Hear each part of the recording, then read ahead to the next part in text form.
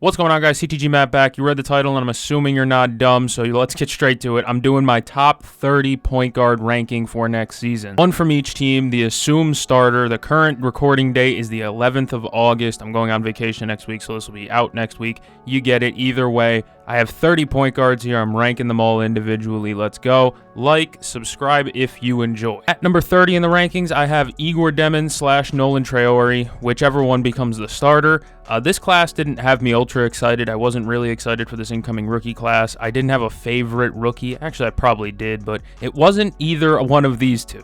Currently, if you go on the CBS website and you look at the starting rotation, the depth chart for the Brooklyn Nets, it says Igor Demin will be the starter. If that's the case, okay. I think Igor has more upside than Traore does. He has great positional size. He's about 6'9".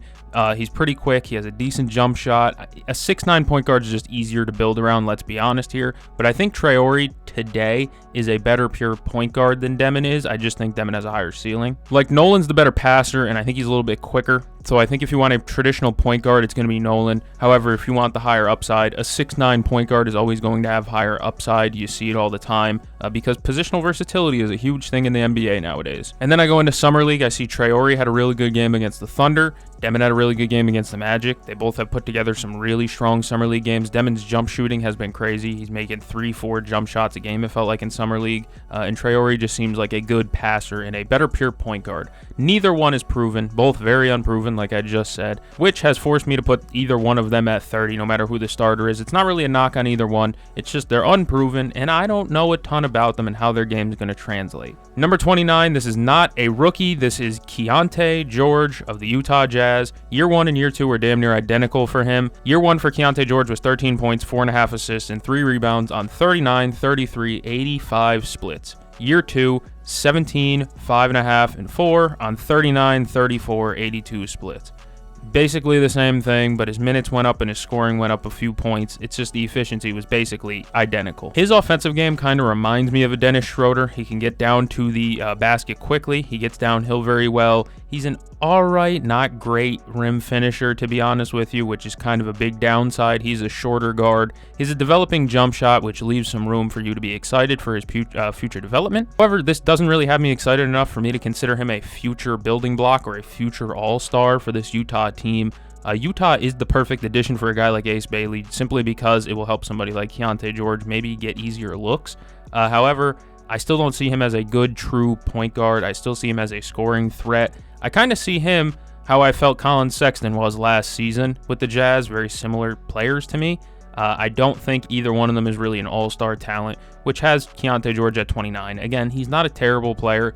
Utah's just in this really weird rebuilding spot, and he's the point guard. At number 28, I literally just mentioned him. It's Dennis Schroeder. 5th team in 3 years, except the Kings are the only real team that decided, yeah, we can get this guy around long term. Dennis had a weird year last year. He played great in Brooklyn. He was really good with the young guys in Brooklyn. He averaged almost 19 points a game. He gets traded to Golden State, where his production flatlines, completely flatlines. He's beyond terrible. He gets shipped out again, lands in Detroit, where he rounds out his season okay. He wasn't the best thing that ever happened in Detroit, but at the same time, he was better than putting Marcus Sasser at the 1. Schroeder was definitely better than the alternatives in Detroit. But I'm sure as shit they would have probably stayed with Jaden Ivey if he was healthy. I guess his play in Brooklyn really convinced the Sacramento Kings, like, this can be our guy. So they gave him the worst deal imaginable. Schroeder, to me, is a guy who plays really well on bad teams when he's given the ball a ton and given complete free reign, like he even was in Atlanta or running the second unit with the Thunder. He's been productive in the roles where he's been allowed to be Dennis Schroeder. But in any competitive scenario where he has teammates around him that need the ball, other all-stars around him, I don't think he meshes well. He's a pretty bad defender, but he's very fast. He gets downhill, not a great finisher, not a great three-point shooter at all. That was his biggest knock in Golden State, was he just could not buy a three-point make. A decent mid-range game and an okay passer. He's a fine backup point guard, but again, Sacramento gave him about $15 million a year, so he's going to be the starting point guard. It was an awful spend of money, in my opinion. That's why he's at 28. Dennis Schroeder's not a bad player if he's coming off your bench, but if he's your starting guard, you probably not sniffing the playoffs, man. I'm going to be honest with you. At number 27, I have Mike Conley, 37 years young. The old guard is representing. To me, the Timberwolves need to find a damn replacement for Mike Conley fast. If it's not Rob Dillingham, you got to figure out who it is. Because Mike Conley's still a damn serviceable player. He shot 40% from 3 last year. The year before, he shot 43% from 3. The guy can knock it down. He's an alright defender, still and a really good passer. He's 37, though. He's a smart defender despite being both old, not as fast as he once was, and a shorter guard. And of course, the assist-to-turnover ratio was 4-1 last season. Efficiency, and a hell of an efficient player, especially when he gets to that left hand, which he takes purely high-quality shots. He was in the 97th percentile in shot quality rankings. Conley is a great player as a backup, probably not as a starter anymore, but again, Minnesota is going to be relying on him to start unless suddenly Dilly or someone else were to take the reins. Mike Conley's still very serviceable, but again, he's closer to 40 than he is 30 at this point. Start really working on that next in line now. Who's his successor? You know, who's going to be the guy to pick it up after Mike Conley's done? Who's still, like I said, a very productive player, but just not a spry young chicken as he once was. At number 26, I have Kevin Porter Jr., another guy with a good half-season sample of games, just like Dennis Schroeder was. KPJ shot 40% from 3 with the Bucks. He shot 29% from 3 as a member of the Clippers. Again, a half a season of really good play. He's not really a true point guard. We've seen that every stop he's been to, especially in Houston when they really wanted him to be a true point guard, and that never really happened. In LA, he comes over. He's supposed to lead their bench unit. Doesn't really work out well. He goes to Milwaukee and he plays his ass off, earns himself another contract with the Bucks. KPJ, in my words, I would describe him as a bag work type of guy, a guy who's going to work the mid-range, dance in his isolations. He's not going to be the most efficient scorer ever, but when he's hitting the mid-range shots, it looks pretty good. He's an alright finisher at the rim. He shot really well from 3 with the Bucks, and that's kind of what I'm banking on, is him being a really good three-point shooter again. Not even really good. He doesn't have to be 40%. If you can be 38%, you're a good three-point shooter. He can create good looks. Again, he's not a terrible player. He's just not always a pure point guard. He's not a big passer. Let's just say it as it is. He's not a big passer. Half a season sample of him being a pretty damn good point guard with the Bucks doesn't give me enough optimism to really put him higher than number 26, especially when the point guard position is just outright stacked. I'm going to be honest with you. At number 25, I have Davion Mitchell. Again, another guy with half a season of really good splits. If he didn't show as much as he did in Miami than he did, he would be much lower, to be honest with you. Davion, for a majority of his career, has been a decent backup guard, but he comes over to Miami in a trade with Toronto. He averages 10.5 points, 5 assists, 3 rebounds. He shoots 45% from 3, along with 1.5 steals per game in Miami. He was really damn good. He fits their Heat culture, that defensive identity, that hustle culture. Davion Mitchell felt like a perfect player for them to pick up, and of course, when he gets there, it makes sense, like we've all thought. Crazy, he came into the league with the Off-Night nickname, and it's still stuck because he is just a pretty damn good defender, especially since he's a 6-foot guard. 1.5 steals, that's pretty damn good, but it goes beyond steals. He's got a really good wingspan. He's kind of a pit bull build. Kevin Durant's talked about him before as a really good defender for a guard. Davion was also in the 96th percentile in passer rating, albeit on a very low sample. That was in his time in Miami, so he has shown some playmaking chops. You did see him in the playoffs last year where he looked pretty good against Cleveland, looked pretty competent running that lineup. He feels like a great complimentary guy. I don't know what direction the Miami Heat are going. I really don't. It's confusing. It's going to be him, Hero, and Bam as their big guys, and Wiggs. Oh, and Norm Powell's there. It's a really odd team, but I believe in Davion Mitchell's ability to be a serviceable point guard. I don't think he's going to be really, really good. I don't think he's going to be a 45% from 3 guy like he was last season, but if he's anywhere near 40, he's serviceable enough, especially on the good defense and good passing that he has. At number 24, it's a guy with a question mark. I have Jrue Holiday. I'm not sure who the starting point guard is going to be for the Blazers next season. I really don't. They have a couple of candidates. You could start Shaedon Sharpe there. You could start Scoot Henderson there. You could start Jrue Holiday there. There's a couple of guys really in the mix. I chose Jrue Holiday, though, because I want the veteran presence in that backcourt, especially when you have younger guys throughout the lineup. Last season was horrible for Jrue Holiday, all things considered. He was 35 years old. He shot 36% from 3, which is his lowest mark since the pre-pandemic time. In his championship run with the Celtics, he absolutely owned the corner 3, shot well over 40% from the corner in their championship run. Last season, he shoots 30% from the corner.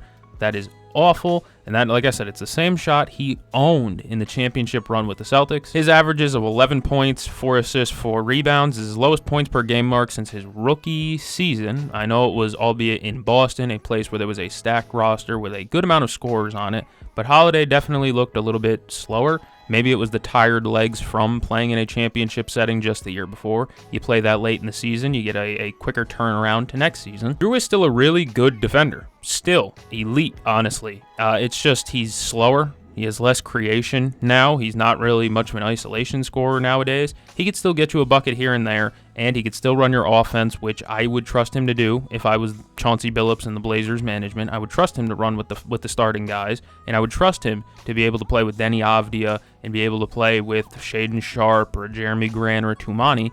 I would trust that ability. And especially with the defensive upside this Blazers team has, I think starting Jrue Holiday would work really well for them. Like I said, I'm just not sure if that bad shooting stretch last season was due to tired legs from playing deep into the season before, or if this is really just who he is at this point in his career. Either way, I still view him as a net positive player. At number 23, I have Immanuel Quickley. He's just poor man's Tyrese Maxey. 17 points, 6 assists, 3 rebounds for a guy in his first season as a starting true point guard. That's not bad, albeit only 33 games, not a big sample. He can 100% create offense. His box creation is a 9.4, which puts him in the 97th percentile. That's what Immanuel Quickley is. He's instant offense. That's what the Knicks used him as when he was there. He was a six-man type that would go out there and get buckets. IQ can do that with anyone. He can go bucket for bucket with a lot of guys. The issue pops up when you realize he is kind of undersized. He's undersized for the position. He's definitely not very strong. He's kind of skinny, to be honest with you. But he's not a horrible defender, I don't think. I've watched a lot of his one-on-one defense, and it's not that bad. He's also not a bad playmaker. 6 assists is definitely not that bad for a guy in his first season as a true starting point guard and table setter. Why would he be so low, though? It's because, A, the position's really stacked. B, I'm not sure what his role is going to be. They got a lot of guys over there. How are they going to manage that? Scotty Barnes, Brandon Ingram, RJ Barrett, Colin Murray-Boyle's coming in as a young guy, Grady off the bench. They have a really weird and deep team, and I'm just not sure if IQ is going to get the opportunity to show what he can do. He'll still get some touches, just not as many as last season or times before, and he can create off the ball because he is such a good shooter. But again, if he's just going to be relegated to stand around and watch Scotty and Brandon Ingram dance, that's not as valuable. That's not what Immanuel Quickley could be. He has a very sizable contract, though, so career was already a success. Money was made. Number 22, I have Josh Giddey. It feels like a low spot for Giddey maybe to some people because the end of last season, he was very, very good. But I'm still very kind of pessimistic on him. Time of recording, he's still unsigned, but I'm assuming he'll stay in Chicago, something along the lines of 100 to 120 mil in that area. I'd hope not 120 mil. I'd hope something closer to 100. Either way, 14.5 points, 8 assists, 7 rebounds does not sound that bad. It sounds actually really good on paper, but when you watch the actual games, you would see Giddey is a god-awful defender, like one of the worst I've ever seen. He plays very well in a full-court running system, kind of like what the Pacers do, but except not as good. His pre-draft stuff still reigns true, man. He has below-average athleticism, below-average speed and quickness. Not a great jumper, even though it was definitely better last season. He was a much improved shooter last season. Shot about 38% on catch and shoot opportunities, which is very good. He worked on that short mid-range and floater area. He loves to get to the floater. He does many good things, but his flaws are massive and just honestly hard to ignore. He's a bad rim finisher. Like one of the worst rim finishers in the league, simply because, again, he is not very athletic, doesn't jump high, and because of the fact that he isn't very quick, his deceleration doesn't really move defenders as much as like Luka's would. Sure, Luka's not the fastest guy out there, but he's quick and he can accelerate and decelerate at crazy rates that, honestly, Josh Giddey can't do. I know I'm saying Luka, Josh Giddey, they're not in the same bracket, not even close, but I am comparing him to a guy with below-average athleticism as well. The stuff Giddey does well, to me, just doesn't outweigh the stuff that he does bad. He's terrible at the things he's not good at. He's an alright passer, even though it's on relatively bad splits with turnovers. He does have a turnover issue at times. His jump shot is very in and out. I don't know. I'm a Josh Giddey fan to an extent, but also I don't think I can rank him much higher than 22 because he is such a bad defender, and he really only works in a full court setting. In a half court offense, I'm not sure what Josh Giddey's going to be doing full time. At number 21, I mentioned him in my video a few days ago at the time of recording. It is Bub Carrington. I think he's going to finish this season higher than 21st. However, I just want to be a little bit more down to earth about expectations with him, even though I think they should be higher. 10 points, 4 rebounds, 4.5 assists in his rookie season. That's not bad, and I know people would have their doubts about that, but he did shoot 40 from the field, 34 from 3, 81 from the free throw line for a 19-year-old, by the way. I have a lot of faith in Bub Carrington's ability to grow his game simply because he can dominate the mid-range area. He has a very smooth mid-range shot. He was in the 68th percentile from all mid-range shooting last season. Again, that is on pretty good sample because he was able to run the offense and get his shots off with the pretty piss-poor Wizards last season. He's a good screen and roll ball handler. Like, he can slither screens really well to get into the mid-range and to work his shot. On top of that, he does hustle pretty well. He's got decent size. I think him developing with Alex Sarr and some other guys that they got over there, man, this team could be really good in a few seasons. I know I'm doing Wizards propaganda again, which probably isn't the best thing to do because they love to handicap themselves.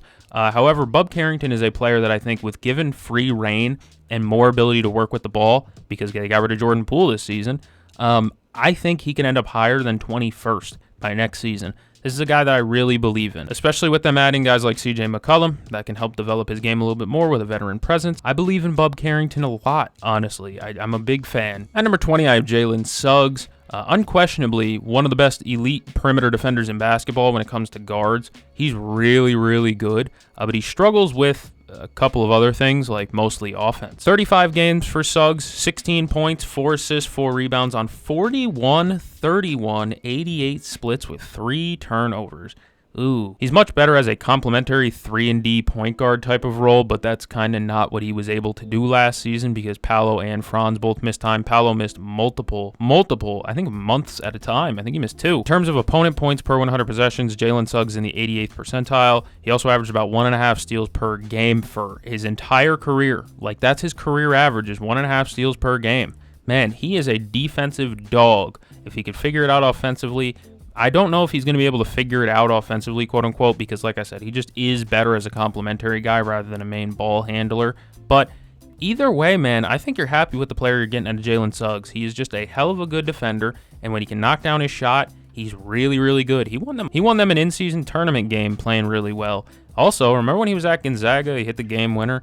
Really weird times. Fun, though. At number 19, I have Andrew Nembhard from the Indiana Pacers. Obviously, with Tyrese Halliburton down with his Achilles injury, Andrew Nembhard will be the starting point guard next year. As the 3rd or 4th option, depending on how you feel about Miles Turner, Andrew Nembhard put up some pretty respectable numbers, 10 points, 5 assists, 3 rebounds. Still only 25 years old. An elite defender. He's in the 87th percentile in opponent points per 100 possessions. He won Defensive Player of the Month in the month of January. He helped the Pacers be one of the best defensive teams in basketball in January. I believe that was when Halliburton was out. Nembhard was in the 76th percentile in mid-range shooting, the 89th percentile in rim finishing.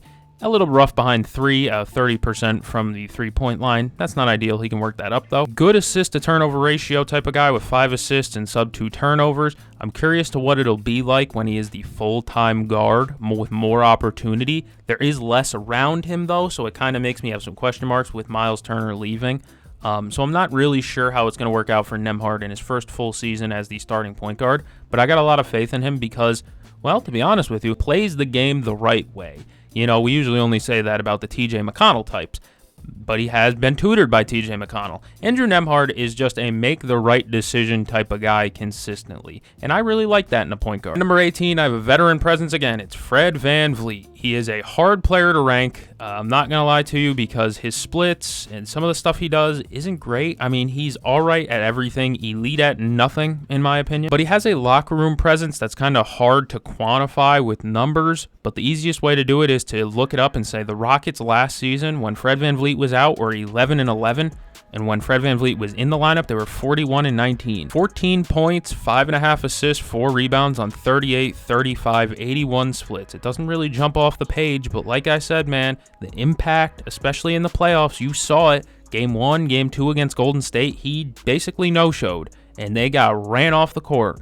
And then all of a sudden, games 3 through 7, it felt like, maybe games 4 through 7, it felt like Freddie was actually there and was actually playing really well. And guess what happens? They start winning more. VanVleet's not an elite defender, but he is decent for his size because he does have that stocky body, that pit bull build. He isn't a great shooter. We've seen that before. It's very in and out shooting, hot or cold, feast or famine type of scoring for Freddie. He's a decent passer.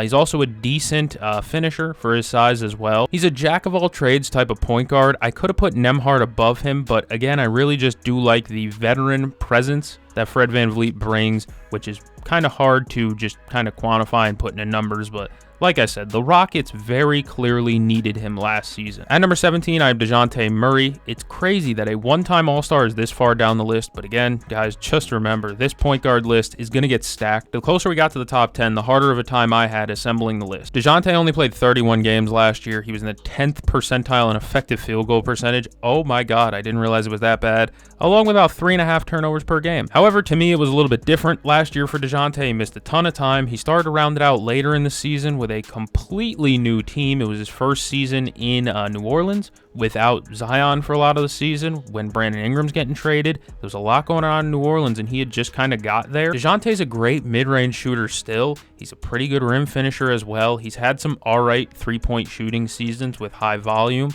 I believe that he is a fringe all-star talent at point guard. I don't think there's that much of a difference between him and Fred VanVleet in terms of the type of player that they are or the quality of player. I think that it's pretty damn close. DeJounte is still a very good defender when he is locked in. I understand that there's been moments where he's not, and that's when he's had to shoulder too much of the offensive load.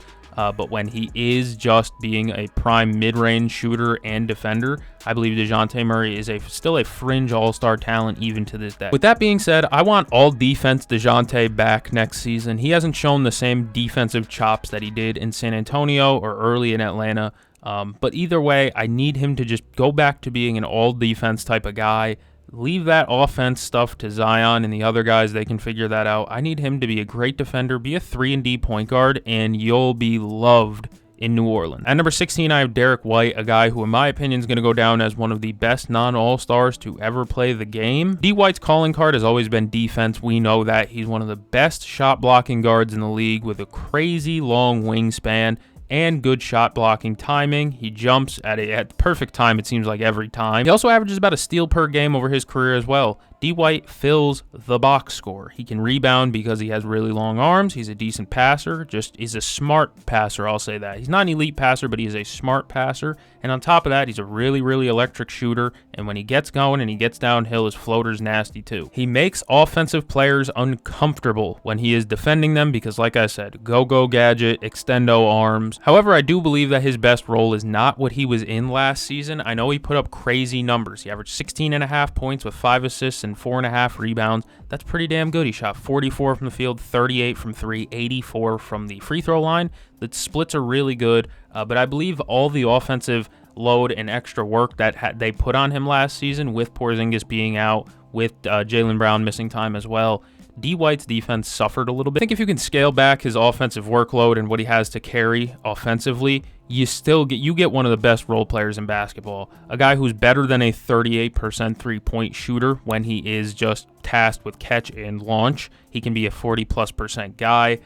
If he can be an off-ball shooter as well, he can round screens real well off-ball. He's just so good at everything. And like I said, he's going to go down as one of the best role players maybe in NBA history just because of how good he is offensively and defense. At number 15, we have a guy who's also never been an all-star, and we have a guy who's probably going to go down as one of the best players ever to never make an all-star game. It's Jamal Murray. Jamal Murray keeps doing this every season where the first 2 months of the season, he's just absolutely awful, but then he slowly starts to rebuild and get into the flow of the season again. Around like mid-season by All-Star break, he starts to really pick it up again. Last season, he averaged 21.5 points, 6 rebounds, 4 assists. I believe I didn't write down which one was assists and rebounds. That's my bad. And probably the best two-man game in the league with him and Nikola Jokic in the pick and roll. Jamal probably won't ever make an all-star game just because of how stacked the West is with guard talent. However, he is going to be one of the best playoff performers of this generation. Whether we like it or not, the guy's had multiple 40s in the playoffs. He has had some crazy blow-up games with tough shot making. Plus, his end-of-season stat line is just so consistent. Did you know last season he played his highest minutes per game mark of his career? and he averaged basically the same stats as the year before. Basically indistinguishable stats from the year before, even though he averaged more minutes per game. He's just a crazy consistent player. You know what he's going to get you. He's going to get you about 20 every night. He's going to get you about 5 or 6 assists, a couple rebounds too. He's fine. But again, in the playoffs, he turns into a completely different animal. He has these big playoff games where he's showing up and he's the best player on the court some nights. I know Jokic is always the best player, but every once in a while, there's a night where Jamal is just on one. I think he could be an all-star if you put him in the East. That's kind of what I'm going to say about that one. Let's move on. At number 14, I have Darius Garland. 20.5 points, 7 assists, 3 rebounds on a very deep Cavs team that didn't always require him to have the ball in his hands. This guy is a great offensive player who owns one of the best float games in basketball, along with one of the nicest jumpers as well, in my opinion. 47 from the field, 40 from 3, 88 from the free throw line. Super efficient. He cut down his turnover rate about 3% from 2023 to 2024. So the season before the last one to the last season. He's probably going to miss some time to start next season because he did have toe surgery. However, he is still pretty damn good offensively. I know he struggles defensively.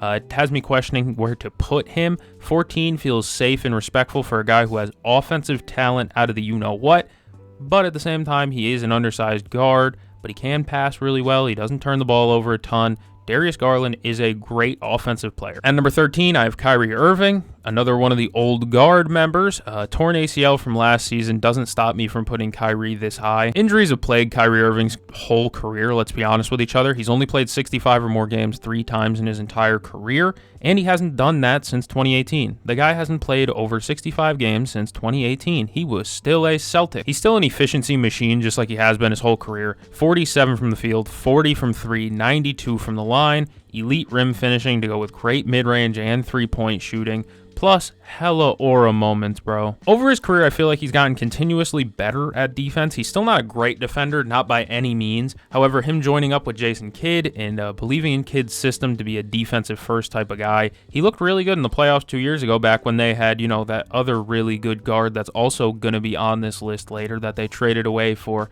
a guy who's probably going to be on the big man list pretty high. That was a weird trade, wasn't it? Never been an elite playmaker, but that's never really been his calling card. His calling card is strictly buckets and efficiency. That's what Kyrie Irving does better than anybody else in the league, maybe.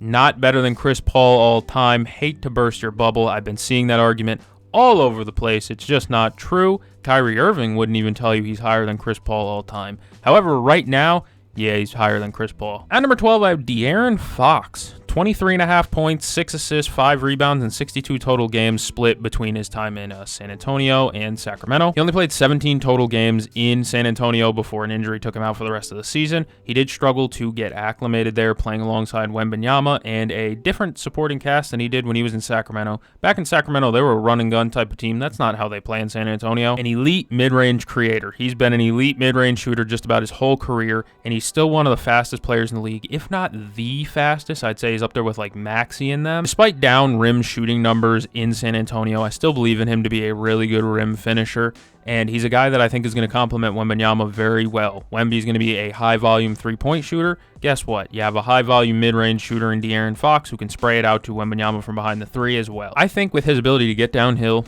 get the rim pressures as well as the mid-range touches, he's going to complement Victor Wembanyama super well. He can pass really good as well, so guys like Vassell and Keldon, if they're still there by the time this recording comes out, are going to have ample opportunities to get catch-and-shoot opportunities. Might be a hot take to have him over Kyrie, but at this point in his career, I just see De'Aaron Fox as a more complete offensive player, especially with the age and the constant nagging of injuries to Kyrie Irving. I understand that might be a controversial opinion to have Fox over Kyrie.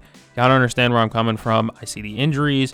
The injury bug has chased Kyrie his whole career. I just see a consistent player who's going to be there for the future in De'Aaron Fox in a situation that might just be better next season. At number 11, we have another member of the old guard. It's James Harden. My favorite player to watch when I was growing up. James Harden averaged 23 points, 9 assists, 6 rebounds last season. That was a hell of a stat line, don't get me wrong. But he did shoot horribly. He only shot 41% from the field last year. But that's also because they didn't have Kawhi Leonard for a good portion of the season. And let's be honest here, James Harden could shoot a three-pointer with his back turned over his head with one hand, and it would somehow still be more efficient than any goddamn shot Chris Dunn is taking. He's ranked at number 11. I feel like it could be even higher. I know he's going to be 36 years old, and that's kind of the reason why I'm more down on him.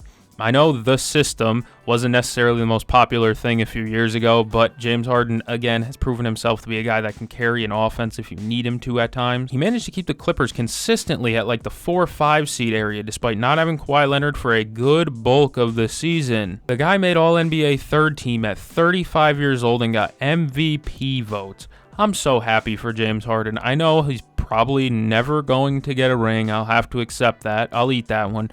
But this man is a treat to watch, and especially with how old he's getting now, make sure you appreciate him while he's here.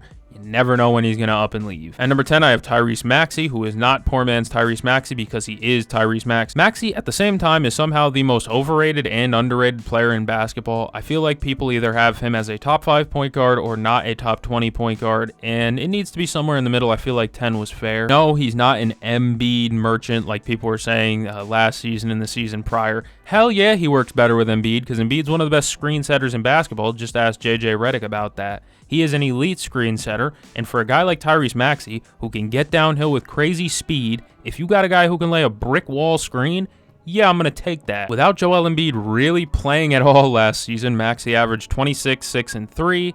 That was also over 52 games because the 76ers shut him down early.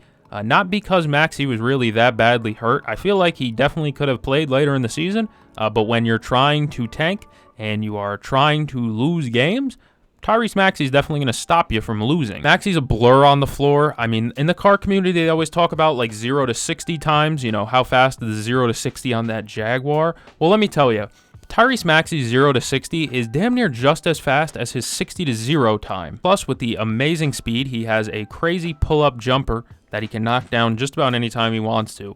With crazy speed like that, the guy's always a threat to score. You don't know how he gets these angles. If he can get to the free throw line a little bit more, that'd be good too next season. Maybe not a first option type of guy, but as a good second option, he's maybe in the highest tier of second option. I think a lot of teams would take his 26 points per game out of their number 2 option. At number 9, I have Ja Morant. Yes, Ja makes it into the top 10. He's the opposite of Tyrese Maxey. Tyrese Maxey is an elite three-point shooter and a pretty mid rim finisher.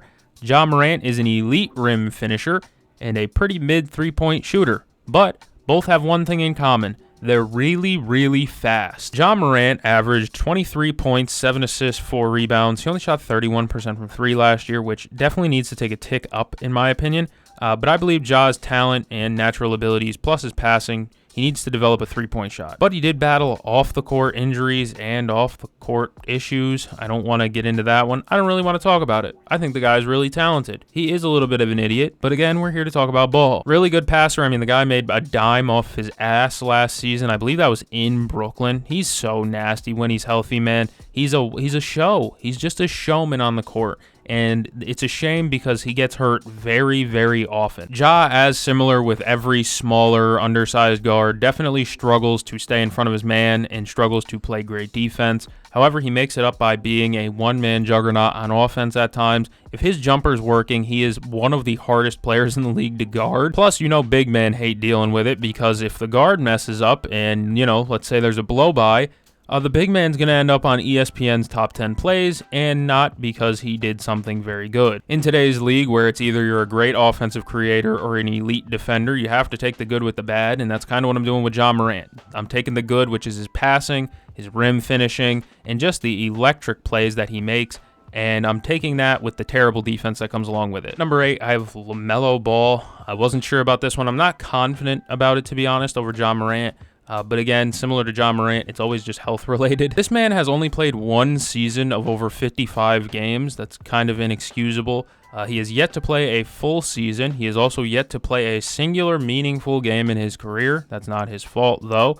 The Hornets are a very interesting franchise. I would like to see him up his rim shooting because he's similar to his brother in the sense where he's going to get a ton of threes up, but damn it, he is not going to attack that rim. LaMelo is not a good rim finisher, really. It's the same thing with Tyrese Maxey as well. A lot of these shorter guards struggle to finish around the rim. That's just how it is. This man had a 100th percentile usage rate last season. He was given the ball basically every possession. I would like to see him be able to work off the ball more, maybe run around screens because he is such a good three-point shooter. I just like his size a little bit more. I know the health factor's in there, but that's an issue with both Maxey, Morant, and Kyrie, and a lot of the guys below him. I just like the size factor of LaMelo. He is like a 6'7" guard. Like I said, I would like to see him be used off the ball more, but I understand it's kind of hard with the Hornets because for a majority of his career, the players around LaMelo Ball have just been actually horrific. I don't want to be exaggerative, but they have been. Terry Rozier and Miles Bridges were his best teammates when he came into the league. And Devontae Graham might have been there still. Who remembers Devontae Graham with the Hornets? I do. I just think he needs one healthy season where he's not playing street ball and is able to lock in and play meaningful basketball. I just need to see that, man, because I can't just rely on hype moments like I have been basically this offseason when it comes to LaMelo Ball. 8 is not the worst place to have him. I don't think it's too high. I don't think it's too low. I would definitely respect you if you took Ja Morant or Tyrese Maxey over him. This is just more me projecting for this season, I guess. At number 7, I have Trae Young. Trae Young also has a chance to jump into the top 5 this season, in my opinion, but 7 feels good for him right now. What keeps him out of that top 5 range to me is inefficiency and just shooting struggles in general. He shot 41% from the field, 34 from 3, 88 from the line. He is an offensive engine, one of the best in basketball. The guy averaged almost 12 goddamn assists last season. He can pass his ass off. He also is a really good long-range shooter. The issue is 41% from the field is not something I want to see out of my starting guard. I will give him his credit where it's due. He has been set up to be a horrific defender for his career. He is tiny. He isn't ultra muscular. He has a valid excuse to be a horrible defender for a majority of his career. Instead, he's getting better. I'm not going to sit here, pound the table, and say he's Davion. He ain't Lonzo. He's not one of these guards. He's not Derek White. He's not Drew Holiday. But he is better. You know, still below average, but below average for a guy who can be the worst defender in basketball. I kind of respect it a little bit. I'm not saying I want him to be terrible defensively. I'd like him to be a positive defensively. But for a guy who has all the reason and all the excuses in the world to be a terrible defender, he's not. I'm really pulling for Trae Young and the Hawks this season because, man, I would really love to see him get some more respect put on his name and stop being called an empty stats guy. At number 6, I have Cade Cunningham. 26 points, 9 assists, 6 rebounds from a guy who's only in his 3rd full season, really. He missed year 2 with a foot injury, I believe it was, but that didn't stop the motorcade, bro.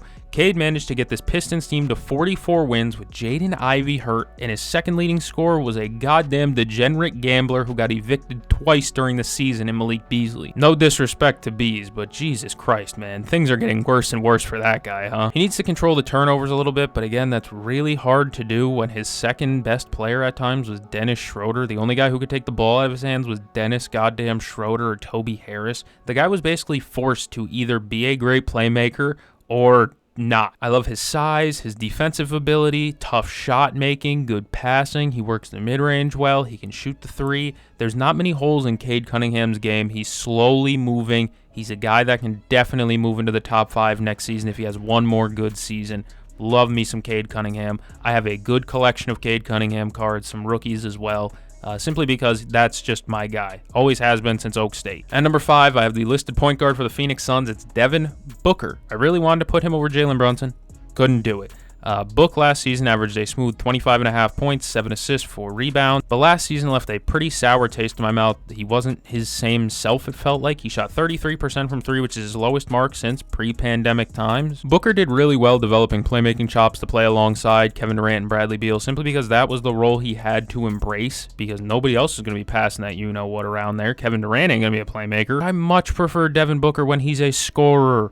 I don't want him to be a 9-assist guy. I want him to be a 40-a-game guy. I know that's not realistic, but you know what I mean. I want him to be a lead-the-league in scoring type of guy. I just don't know if that's what he's going to be now, simply because he is the point guard and Jalen Green's now next to him. Even worse for somebody like me who wants him to be a scorer. I think his role would be best if he had another really good passer at the one next to him, i.e. what you saw with Chris Paul and him when they went on that finals run. I think he needs a good playmaker next to him so that way he can just focus on being the best scorer he can be. And I know he can still go get a bucket whenever he needs to. However, I don't know. I just want him to be more than 25.5 a game. He should be hovering 30. At number 4, I have Jalen Brunson. I hate doing this because I am not a big Knicks guy. My Celtics lost to them too, so there's some salt in this as well. 26 points, 7 assists, 3 rebounds on 49, 38, 82 splits. Just disgusting. The man averaged 29.5 points in the playoffs with 7 assists per game, and he took down the reigning champs. He could realistically be higher than 4. Actually, no, he can't, because 3, 2, and 1 are a tier above, I would say. In the Pacers series that he looked at times not as good, and they lost in, I believe, 5 or 6 games, the man averaged 31 a game. You know how ridiculous that is in a series where you lost, you averaged 31 a game. Owns the mid-range, is the best post-work guard since, well, prime Kyrie, I would say. Maybe the best, maybe probably better in the post than Kyrie was, especially since he backs down people all the way to the basket. One of the best overall shooters and specifically mid-range shooters in basketball today. Along with that, he's a pretty damn good passer as well. The guy runs the team as well as he can. You know, his starting cast around him is pretty good as well. They help out, especially defensively, where he has lacked at times during his career. I like Jalen Brunson a lot. 26, 7, and 3 is a super good stat line. He belongs at 4. He's a top 5 point guard comfortably. At number 3, I have a guy who maybe his stat line doesn't pop out as much as Jalen Brunson's does, but again, old guard still representing Steph Curry. 24.5 points, 6 assists, 4 rebounds, and at times carrying that damn Warriors offense, even when they had Jimmy Butler. Go watch that second round matchup against the Timberwolves last year. Steph Curry goes down, watch that Warriors offense. It was fucking pitiful at times last season when Steph Curry wasn't there, simply because they need that gratitude. They need that magnitude from a guy who is the best shooter ever, running around the court constantly. They say the Steph gravity. That's just what it is. He really does have gravity. And on top of that, he's gotten better defensively over the years. He's become a not pretty good defender, but at least a league average defender the last few years as well. Bulked up. Still a really good shooter, the best shooter of all time. It's not even really close anymore. If you disagree with me, take the fucking wool sack over your head, dude. Come out from that rock you've been living under. Still probably a top 10 player in the league today. The reason he's not higher is just because this position is insane. At number 2, I have Luka Doncic. I know this is crazy because, man, he's a walking triple-double. The guy played 50 games last year, and some of them were ramp-up post-injury when he first got to Lakers and stuff like that, when he clearly wasn't ready to play. He's in shape now. He's the first guy going on a tour basically saying, hey, guys, I'm not fat anymore. The guy looked pretty bad last season and still averaged 28, 8, and 8. So that's pretty cool. That just shows how good he is, man. This guy controls the offense with the ball at all times. He's a maestro. Overhead passes, behind the back passes, whatever you want. Good drop-off passes to big man. A great lob thrower. Strives with the lob threat. At times, like we said, he struggles with conditioning and having kind of a stocky, fat body.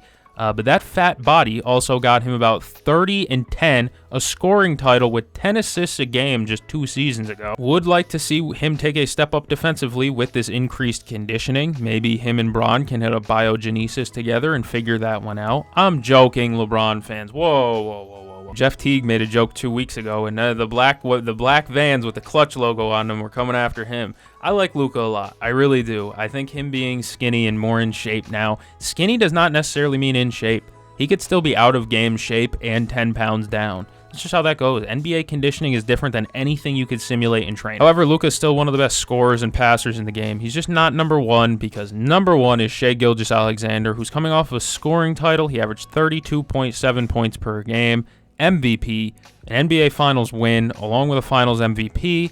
Also, he shot 52, 37, 90 splits, as well as averaging 30 in the playoffs, over 6 assists per game, and a steal a game, and almost a block per game. I mean, this just felt like Shai's year. Last year was Shai Gilgeous-Alexander's season. He got DPOY votes, Defensive Player of the Year votes. He got all defensive votes. He finished 10th in Defensive Player of the Year. Again, MVP. He plays 2 ways. Not an elite rate, but he's definitely a decent enough defender. Free throw merchant or not, this guy just dominated the entire league for a full season. Yet he has to have earned some type of respect from you, and he's definitely earned mine. I put him at number 1 for a reason. I've never witnessed something like him before, where it's just strictly mid-range shooting. I know Luka's really good at scoring, and KD's really good at scoring, but Shai's just in a different league right now in terms of scoring the ball. Sure, he's not an elite point guard, not an elite playmaker, but he's good enough And on top of that, dude, you don't need to average, 9 assists per game when your total points per game is going to match that amount of extra assists. It was just Shai's season. If you enjoyed this video, then you should like, you should subscribe. Leave it down in the comments where you agreed with me, where you disagreed with me. Thank you for joining me. I'm going to catch a game. See you guys in the next.